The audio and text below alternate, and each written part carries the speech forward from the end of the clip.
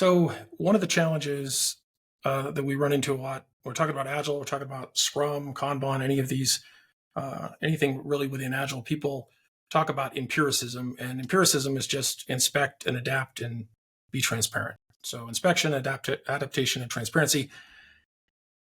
The problem with them are with those is like, great, you can put them on a poster, you can have T-shirts created, put them around your company, but what do they actually mean? And especially like inspect and adapt kind of makes sense to people. They're like, oh, we should inspect where we are and then adapt if we find things, based on that.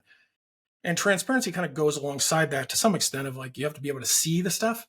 The challenge though, is that a lot of times people don't really like a lot of kind of principles, values. They don't really know, all right, how do we use this? How do we operationalize it or use it in a way that that gets us somewhere?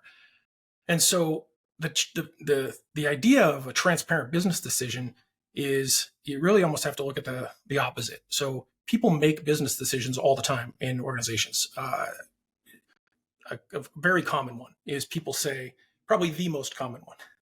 Maybe I get in trouble for that. Who knows? But people say, here's our priorities.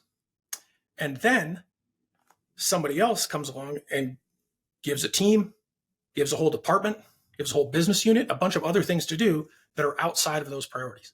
And no one goes back and changes the priorities. And so you end up with kind of this confusing situation where nobody knows what the priorities are, or they know what people say the priorities are, insert air quotes here, right? They know what they say, here's what we've been told, but we have to do this other stuff. And sometimes it's, maybe nefarious, like people know that they're circumventing the priority system, but often the things that are prioritized aren't clear. And so the problem is I go into companies all the time, Fortune 50 companies, Fortune 1000 companies, startups, sometimes not as much. They might, sometimes they're kind of pretty focused on what they're working on, but all kinds of companies across the board are working on too many things, and they end up basically making these decisions that they're going to let the teams work on kind of whatever they want through this side channel. And so that's a business decision. So imagine, take a CEO of a Fortune 50 company. Imagine they say, hey, we're going to have an all company meeting. Everybody has to be on. So they get everybody together and they announce, hey, we know we have these priorities, but if you can get your work done through any means necessary, go for it, get it done.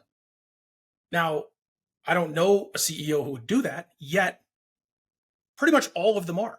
Like everybody's doing that. That's what's happening. So that's a business decision.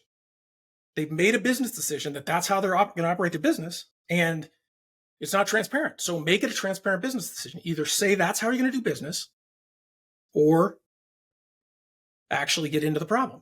And for anybody who's then dealing with that problem, right, you don't have to be a jerk about it.